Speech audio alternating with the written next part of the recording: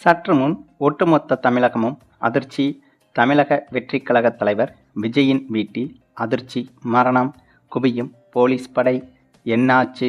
உச்சக்கட்ட பரபரப்பு. அதாவது, தமிழக அரசியலில் தற்போது தேர்தல் ஃபீவர் பரபரப்பாக போய்க் கொண்டிருக்கும் இந்த நேரத்தில் தமிழக வெற்றிக் கழக தலைவர் விஜயின் வீட்டில் மிகப்பெரிய அசம்பாவிதம் நடந்துள்ளதாக தகவல் ஒன்று வெளியாகியிருக்கிறது. அதுவும் இன்னும் சில நாட்களில்தான் தமிழக சட்டமன்ற தேர்தல் தொடங்க இருக்கிறது. அந்த தேர்தலுக்காக தமிழக கட்சிகள் அனைத்தும் தீவிரமாக செயல்பட்டும் வருகிறது. திமுக, அதிமுக, தமிழக வெற்றிக் கழகம், நாம் தமிழர் கட்சி என அனைத்து கட்சிகளும் தீவிரமான பிரச்சாரத்தில் ஈடுபட்டு வருகிறது. இதில் திமுக, அதிமுக, சீமான் கட்சி போன்றவைகள்தான் தீவிர பிரச்சாரத்தில் ஈடுபட்டு வருகிறது. விஜயின் கட்சியை பொறுத்தவரையில் ஏதோ அவ்வப்போது ஆங்காங்கே மட்டும் பிரச்சாரம் செய்து வருகிறது. பிரச்சாரம் செய்வதற்கே விஜயால் முழுவதுமாக முடியவில்லை என்ற குற்றச்சாட்டுகளும் எழுந்து வருகிறது.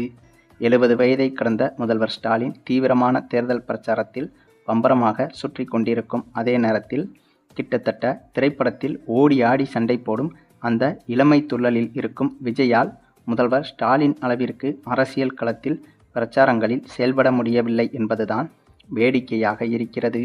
அதுவும் விஜயின் கட்சியை பொறுத்தவரையில் விஜய் கட்சி தொடங்கிய போது இவருக்கு இருந்த வரவேற்பு என்பது போக போக மக்களிடையே வெகுவாக குறைந்துவிட்டது. அதை சமீபத்தில் வெளியான கருத்து கணிப்புகள் மூலம் தெள்ளத் தெளிவாக பார்க்க முடிந்தது.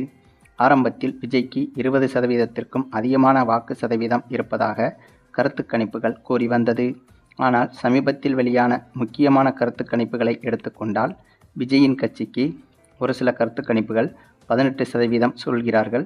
ஒரு சில கருத்து கணிப்புகளில் 15%, 12%, 10% என இவ்வளவுதான் விஜயின் கட்சிக்கு வாக்கு சதவீதம் இருப்பதாக கருத்து கணிப்பு முடிவுகள் வெளியாகியிருக்கிறது.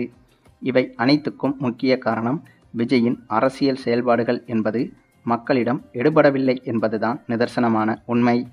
புதிய அரசியலை செய்யப் போகிறேன் என்று அரசியலை செய்ய தெரியாமல் அரசியல் களத்தில் தடுமாறி வருகிறார் விஜய். அதே சமயம் ஏற்கனவே அரசியலில் சொதப்பி வரும் விஜய்க்கு அவருடைய ஜனநாயகன் பட பிரச்சனை என்பது இப்போது பூதாகரமாக வெடித்திருக்கிறது. ஏற்கனவே இந்த ஜனநாயகன் படம் ரிலீஸ் ஆவதிலும் சிக்கல் ஏற்பட்டது. சென்சார் விவகாரத்தில் நீதிமன்றம் வரை சென்று இப்போது தேர்தல் ஆணையம் வரையிலும் இந்த படம் சிக்கியிருக்கிறது. தேர்தலுக்காகவே ரிலீஸ் செய்வதற்காக எடுக்கப்பட்ட படம்தான் இது. ஆனால் தேர்தல் முடிந்த பிறகுதான் இப்போது ரிலீஸ் செய்ய முடியும் என்று தேர்தல் ஆணையத்தாலேயே அறிவிக்கப்பட்டுவிட்டது. ஆக மொத்தம் திரைப்படத்தில் நடித்து கொண்டிருக்கும் போது திரைப்பட பணிகளையாவது சிறப்பாக செய்து கொண்டிருந்தார் விஜய். ஆனால் அரசியலுக்கு வந்த பிறகு அரசியலையும் சரிவர செய்ய தெரியவில்லை, திரைப்படத்தையும் சரியாக கையாளத் தெரியவில்லை என்றுதான் சொல்ல வேண்டும். ஏனென்றால் ஏற்கனவே ஜனநாயகன் படம் ரிலீஸ் ஆவதில் பல சிக்கல்களை சந்தித்து வரும் இந்த நேரத்தில் சமீபத்தில்தான் ஜனநாயகன் படம் இணையத்தில் லீக்கானது. அதுவும் முழு படமும் வெளியானது. இதுதான் விஜய்க்கு மிகப்பெரிய பின்னடைவாக மாறியது. இந்த பிரச்சனை இப்போது பூதாகரமாக வெடித்திருக்கிறது. அதாவது, இந்த படத்தை யார் சட்டவிரோதமாக வெளியிட்டார் என்ற பல கேள்விகள் எழுந்து வருகிறது. இது சம்பந்தமாக புகார்களும் கொடுக்கப்பட்டிருக்கிறது. இந்த புகார்களுக்கு பின்னால் விசாரணைகளும் தீவிரமாக நடந்து வருகின்றன. அதே சமயம் இந்த படத்தை விஜயின் தரப்பே வெளியிட்டு இருக்கும் என்ற அந்த ஒரு குற்றச்சாட்டும் எழுகிறது. அதற்கு காரணம் இந்த படம் முழுக்க முழுக்க அரசியலை மையப்படுத்தி தான் எடுக்கப்பட்டது என்பது அனைவரும் அறிந்ததுதான். ஆகவே இந்த படம் வெளியானால், அதாவது தேர்தலுக்கு முன்பு வெளியானால், இதன் மூலம் அரசியலில் விஜய்க்கு வாக்கு சதவீதம் அதிகரிக்கவும் வாய்ப்புகள் இருந்தது என்பதுதான் பலரது கருத்தாகும்.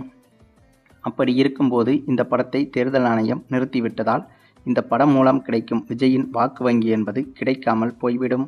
ஆகவே அந்த ஒரு காரணத்தால் தான் படத்தை நாமளே இணையத்தில் கசிய விட்டு விடுவோம் என்று விஜய் தரப்பு எடுத்த அந்த ஒரு முடிவால் தான் இந்த படம் இணையத்தில் லீக்கானது என்ற குற்றச்சாட்டுகளும் எழுந்து வருகிறது.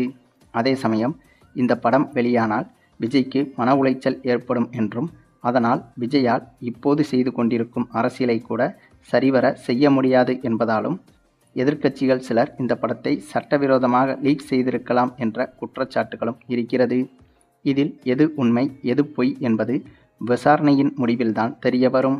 அதே சமயம் இந்த ஜனநாயகன் படம் சட்டவிரோதமாக வெளியானதால் விஜய் ரசிகர்கள் பலரும் அவர்களது சோகத்தை பகிர்ந்து வருகின்றனர். அந்த வரிசையில் தற்போது விஜயின் வீட்டு மாடியில் விஜய் ரசிகர் ஒருவர் காவல் கண்காணிப்பை தாண்டி வீட்டு மாடிக்கு சென்று அங்கே ஜனநாயகன் படம் சட்டவிரோதமாக வெளியான சோகத்தால் விஜயின் வீட்டு மாடியில் அந்த ரசிகர் தற்கொலை செய்து கொள்ள முயற்சி செய்ததாகவும் தகவல்கள் வெளியாகியிருக்கிறது.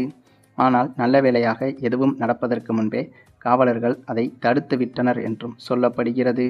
அதுவும் ஏற்கனவே இதேபோல ஒருமுறை சில நாட்களுக்கு முன்புதான் விஜயை பார்ப்பதற்கு காவல் கண்காணிப்பை மீறி விஜயின் வீட்டு மொட்டை மாடியில் ஒரு ரசிகர் இரவு முழுவதும் இருந்துவிட்டு பகலில் விஜயை பார்க்க காத்திருந்தார். இப்போது அதே போல இன்னொரு சம்பவமும் நடந்திருப்பது பலரையும் அதிர்ச்சியடைய வைத்துள்ளது. அதே சமயம் ஒரு படத்திற்காக தன்னுடைய உயிரையே இழக்கத் துணியும் இதுபோன்ற மூடத்தனமான ரசிகர்களை நம்பி விஜய் அரசியல் தொடங்கினால் எப்படி இருக்கும் என்ற அந்த ஒரு கேள்விகளும் எழுந்திருக்கிறது. அதே சமயம் இந்தளவுக்கு தனக்காக உயிரையே கொடுக்கும் அளவுக்கு இருக்கும் ரசிகர்களுக்கு விஜயால் இப்படியாக தெளிவான அரசியலை செய்ய முடியுமா என்ற கேள்விகளும் எழுந்துள்ளன. அதற்கு காரணம் பிரச்சாரம் செய்வதற்கே ஒழுங்காக விஜயால் வர முடியவில்லை. அப்படி இருக்கும்போது அரசியல் செய்வது என்பது மிகவும் கடினம். அது மட்டுமில்லாமல் ஒருவேளை விஜய் இந்த தேர்தலில் ஜெயித்துவிட்டால் முதல்வராக பணியாற்றுவது என்பது மிக மிக கடினமான வேலை. ஆனால் விஜயின் தற்போதைய நடவடிக்கைகளை பார்க்கும்போது தேர்தலில் வெற்றி பெறுவதற்காக களமிறங்கவில்லை என்பதைப் போலத்தான் தெரிகிறது. ஏதோ வேறொரு காரணத்திற்காகத்தான் பொழுதுபோக்கிற்காக அரசியலுக்கு வந்தது போலத்தான் விஜயின் செயல்பாடுகள் இருந்து வருகின்றன. இதில் இந்த ஜனநாயகன் படம் பிரச்சனை வேறு இப்போது மீண்டும் நாளுக்கு நாள் திடீரென புது புது பிரச்சனைகளை கொண்டு வந்து கொண்டிருக்கிறது. அது மட்டுமில்லாமல் சமீபத்தில் வெளியான மற்றொரு படம் ஒன்றும் விஜயின் அரசியலை சின்னாபின்னமாக மாற்றியிருக்கிறது.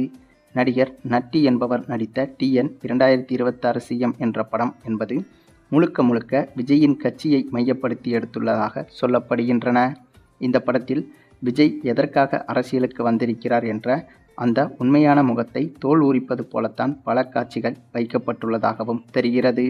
ஆக ஏற்கனவே இவர் நடித்த ஜனநாயகன் படத்தால் இவருக்கு பல பிரச்சனைகள் தினந்தோறும் வந்து கொண்டிருக்கும் அதே நேரத்தில் இப்போது இந்த TN 2026 CM என்ற படத்தின் மூலமாகவும் விஜய் கட்சிக்கு புதிய பிரச்சனை என்பது உருவாகியிருக்கிறது.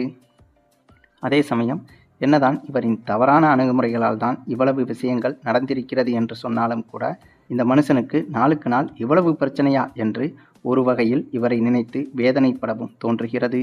அரசியலுக்கு வந்தது குத்தமாடா, என்னைய போட்டு இந்த அடி அடிக்கிறீங்க நாலா பக்கமும் அப்படின்னு விஜயே கதற அளவுக்குத்தான் விஜயின்க்கு பிரச்சனைகள் என்பது அடுத்தடுத்து வந்து கொண்டிருக்கிறது. சரி, நீங்கள் சொல்லுங்கள், ஜனநாயகன் படத்தை இணையத்தில் எந்த தரப்பினர் வெளியிட்டிருப்பதற்கு வாய்ப்புகள் இருக்கிறது என்பதை பற்றியும் விஜயின் அரசியல் தமிழக மக்கள் மத்தியில் இந்த தேர்தலில் எடுபடுமா என்பதை பற்றியும் உங்களுடைய கருத்துக்களையும் கமெண்டில் தெரிவிங்க. மேலும் இந்த வீடியோ பிடிச்சிருந்தா லைக் பண்ணுங்கள், மற்ற அனைவருக்கும் ஷேர் பண்ணுங்கள், மறக்காமல் நம்ம சேனலை சப்ஸ்கிரைப் பண்ணுங்கள்.